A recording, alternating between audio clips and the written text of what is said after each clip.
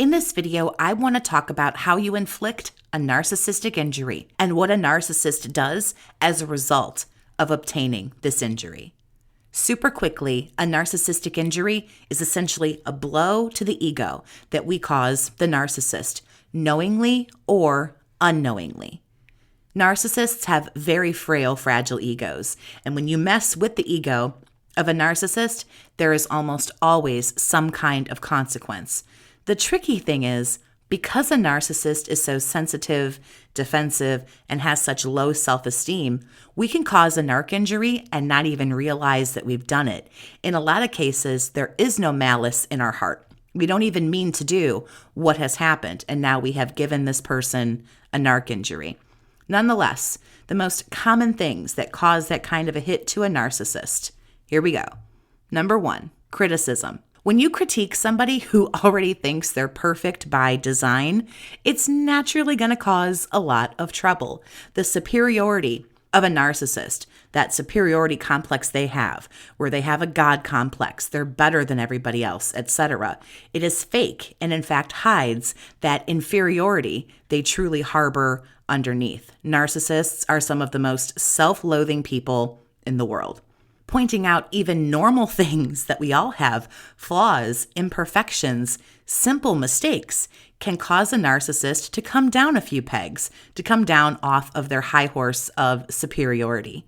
Telling a narcissist what to do, telling them something could have been done better, something could have been handled differently, there are things that need to change, and so much more fall under this category and truly hurt a narcissist deeply. Number 2. Defeat.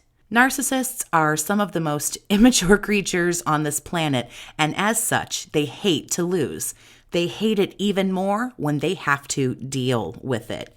Defeat, essentially, is a loss of control, a loss of power. Maybe they were outsmarted by somebody.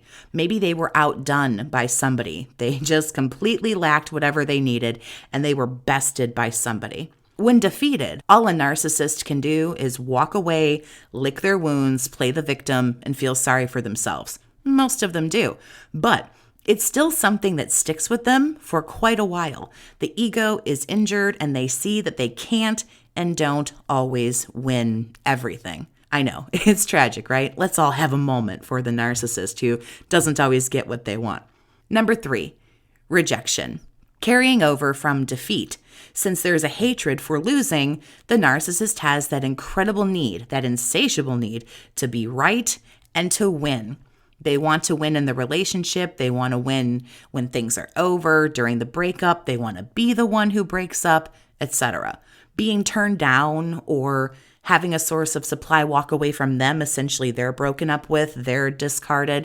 Having a friend, a lifelong friend, say, thanks, but no thanks. I don't like you anymore. I don't want a friendship with you. Maybe not nailing a job interview or losing a job offer to somebody else, especially somebody else who they feel is beneath them, which is everybody. It's all seen as rejection. And for someone so delicate, this is taken 1,000 times harder than normal. Rejection hits all of us. All of these hit all of us. Let's just say what it is. But as well-adjusted adults, we know not every relationship is probably going to work out the way we want it to. We will be broken up with. We will break up with people. We'll move out. We'll get divorced. A lot of these things will happen. We won't land every job interview. We won't ace, whatever we are supposed to do in life. We'll fail a test, all that stuff. Sometimes friendships fade away. It doesn't mean that it doesn't hurt, because of course it does. We're human, we have feelings, all those things are disappointing, upsetting, and they can hurt deeply. But we know, again, as adults, these things can, and more than likely will happen. It's the way of the world. We understand, though, that it doesn't always have anything to do with us. Sometimes people just drift apart. Sometimes you don't get the job because you're actually meant for something better. It doesn't always have anything to do with us. A narcissist sees this as a direct hit. Of course, why wouldn't someone so selfish take things so personally when most of this stuff has very little to do with them? If you'd like some help and support for a situation that you're going through with a narcissist, you can send an email to BookAChatWithJess@gmail.com to set up one-on-one chats with me. Number 4, humiliation. This is probably the biggest one. As far as I'm concerned, in my opinion, humiliation is a little bit different than criticism, defeat, or rejection. The first 3, most of the time, are not done with intent to hurt a narcissist. It's not your intent to hurt somebody, but when you're ready to break up, you're ready to break up. When you criticize somebody about something, you would hope they can take constructive criticism and they wouldn't get so upset about it. But really, to me, a lot of the time when a narcissist is humiliated, they in fact, yes, might humiliate themselves, but it's usually done because somebody else has kind of turned the wheels. Somebody else has caused them this humiliation with that purpose in mind. Maybe you break up with them, but you do it somewhere public to be humiliating. Maybe you do something else along those lines that causes that humiliation, that embarrassment. They feel it, but it's done by somebody else. When I inflicted an injury on the narcissist I dated, I chose humiliation, and I absolutely did it on purpose. I'm not saying this is correct. I'm just saying this is what I did because it is, and I have to tell the truth. It was intended to hurt. I wanted it to. Rejection, I needed something more than that. Criticism, well, he didn't care about my opinion, so that didn't matter. I wanted to embarrass, I wanted to humiliate, and I wanted it to hurt. Again, don't do this. It's not correct, but it happens. Whether it's deliberate or not, all of these things hurt a narcissist. So why is the narc injury such a big deal? Who cares, right? As I said earlier, we all get rejected, we all get hurt, all these things happen, we get passed over, overlooked, pushed aside, put on the back burner. Why don't they just get over it? We all get over it and carry on, that's life. Why is this something so big and so bad for a narcissist? My understanding of this all and how I break it down is this. Narcissists are big into fantasy. They believe their lies and their bullshit, and they truly live in a false version of their little world. They're a false version of themselves. They try to convince the world that there are so many things, there's so many wonderful, great things about them, and there aren't. They want everyone to buy into things like they can't be hurt, they can't be outsmarted, they can't be rejected. They're wonderful and powerful and this and that. But since they're mere mortals just like the rest of us, this is not the case. When you hit a narcissist's ego, I think it immediately snaps them out of that fantasy world they try so hard and so desperately to keep themselves buried into.